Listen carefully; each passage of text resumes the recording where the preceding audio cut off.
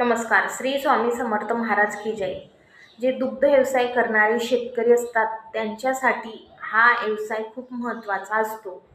जे पाळीव जनावरे आहेत त्यांची काळजी शेतकरी हा आपल्या स्वतःच्या मुलाप्रमाणे घेत असतो.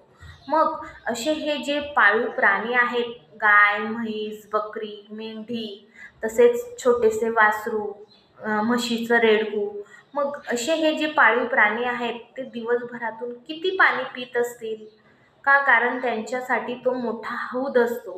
पण ते जे प्रमाण असते ते किती असेल? तर म्हशीसाठी आहे 40 लिटर पाणी. म्हणजे दिवसभरात म्हैस ही 40 लिटर पाणी पिली पाहिजे. तसेच गाय ही 30 लिटर पाणी पिते.